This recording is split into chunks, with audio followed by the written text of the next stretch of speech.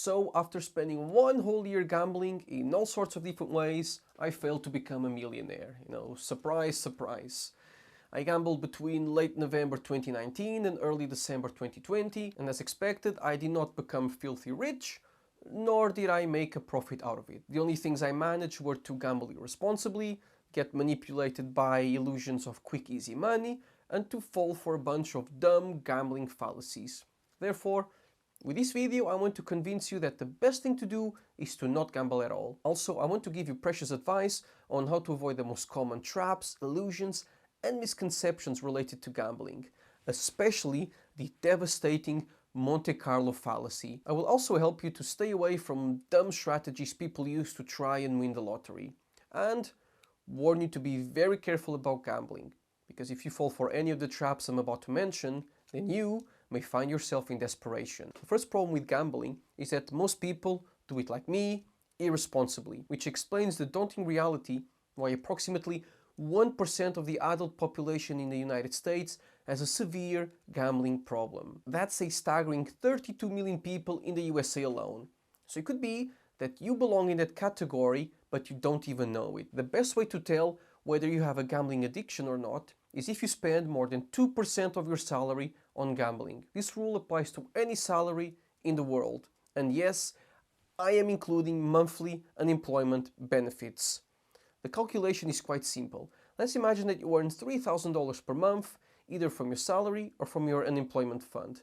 In this case, monthly, you can spend $60 in gambling maximum, which means that if you spend $61 a month, then you have a gambling issue. And self-control is much more important than you can imagine, because everyone says, oh, I'm just $1 over the limit. It's not like I'm going to notice. Well, first of all, depending on the amount of debt or financial difficulties you have, then maybe, yes, you should be counting every dollar you have.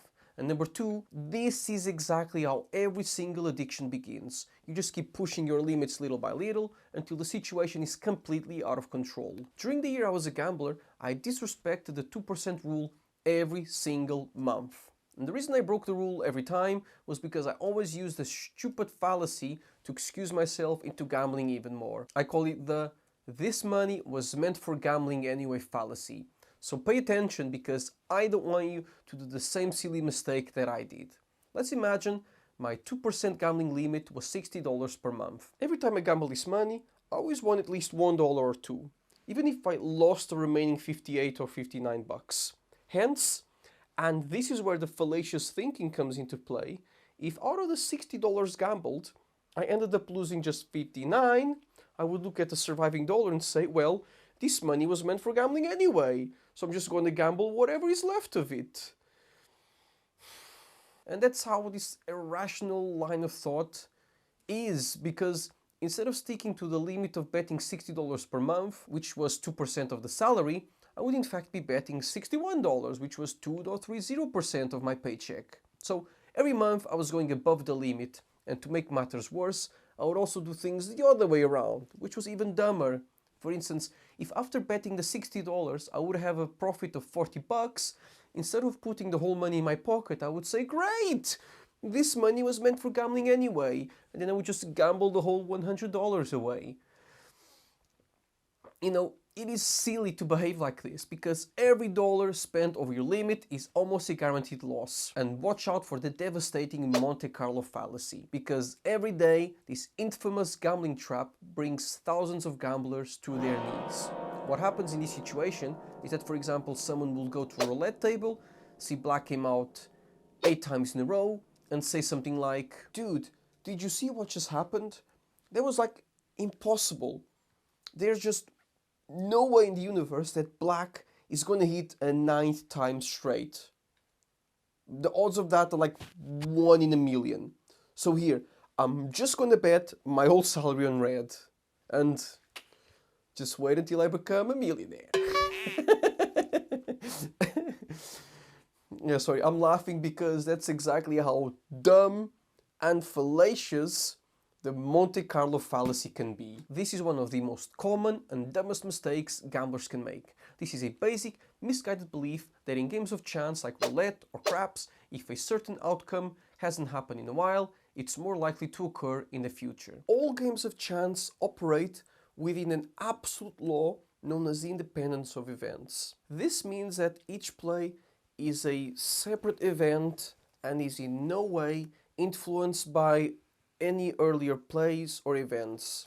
There is no such thing as a certain outcome being overdue. The odds remain the same no matter what has transpired during a previous roll or spin. It's the same as meeting a woman who gave birth 10 times in a row to baby daughters. People will think this was almost impossible to happen, but as a matter of fact, each pregnancy has the exact same 50-50 probability of being a boy or a girl, just like with all other previous and upcoming pregnancies. So, if you are playing American roulette and you think your caller has to hit soon, take into consideration that the odds of getting red or black are always, I repeat, always 47.4%. Beware that the longest recorded streak of the same color coming out in roulette in American casino history happened in 1943 when red won 32 consecutive times. So be extra careful not to fall for this trap. And I am not even getting started on the good old double up to catch up strategy, because that's got nothing to do with being strategic, that is just being reckless. Also, don't even look at me in the eyes if you are the superstitious gambler type, like the sort of person who for good luck, blows the dice before rolling them, or the type of person who moves between machines because he has the feeling that this or that one is about to give a whole bunch of money, or, and this is the absolute worst one of all, and if you do this, then shame on you, is if you are the type of person who starts praying as soon as the roulette starts spinning. Honestly, I'm not even religious and I get offended by that.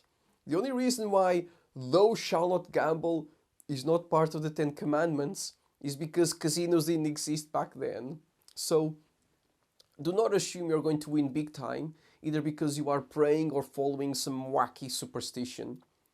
Deep down, none of these things is going to trigger a cosmical chain reaction which will get you the money you seek. Gambling is nothing more than odds, and there is zero chance you can do anything about it. And I speak for myself because I learned that the hard way. I wrongly thought that the more I gambled, the more likely it would be for me to eventually win big. But this is just yet another rookie mistake. Every time you buy a new lottery ticket or bet one more time on the roulette, the odds of winning are always the same.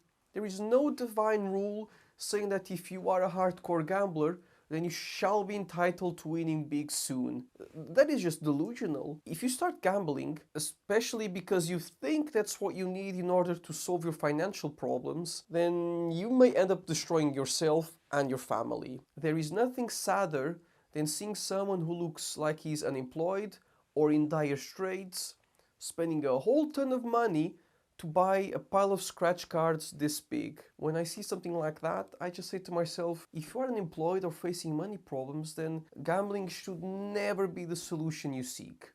Because that is exactly the Jedi mind trick they play on you. Gambling is meant for fun and not to solve any sort of financial problems. And this is especially important in case your family relies on your paycheck. Remember that you have no right to drag your loved ones down with you because of your addiction. The biggest jackpot ever in the world was won in the USA in 2016, a whopping $1,586,000,000 Powerball jackpot. However, the chances of you becoming a Powerball billionaire stand at less than 1 in 292 million. That's as if you were living either in Indonesia or in Niger, and someone would, just randomly pick a person from these two countries, and out of all the hundreds of millions of people who could win, you'd magically be the winner. I mean, it's not impossible, but as you can see, it's really unlikely for you, me, or anyone else to ever claim the biggest jackpot on the planet. And if you think your odds are better if you go crazy and spend your whole salary on buying 500 lottery tickets instead of just one?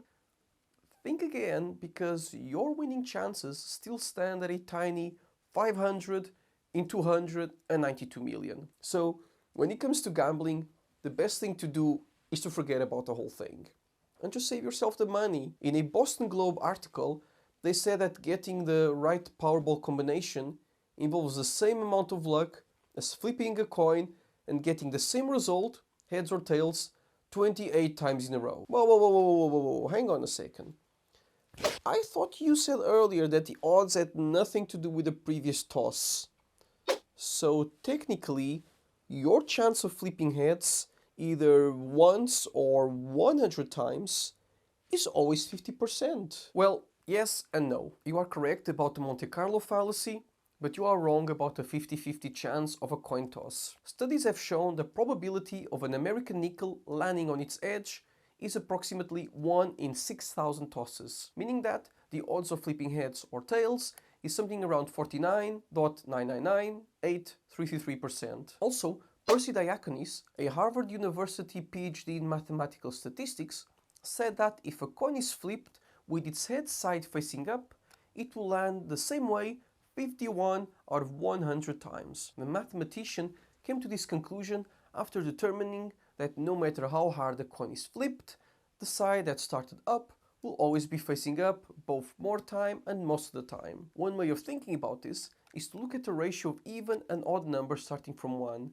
What you'll discover is that no matter what number you stop at, there will never be more even numbers than odd numbers in that sequence. Additionally, Diaconis went as far as training himself to flip a coin and make it come up heads 10 out of 10 times, meaning that it would only be a matter of time until the mathematician could train himself to flip heads 28 out of 28 times. In conclusion, gambling is all about traps, superstitions, illusions, and fallacies. Hence, my personal recommendation is that you should not gamble at all, especially if you have money problems. But if you do decide to gamble, then at least do it responsibly and respect the 2% rule. And never forget that wherever you live in the world and whatever game you play, the house always wins. So this is everything I have to say for today.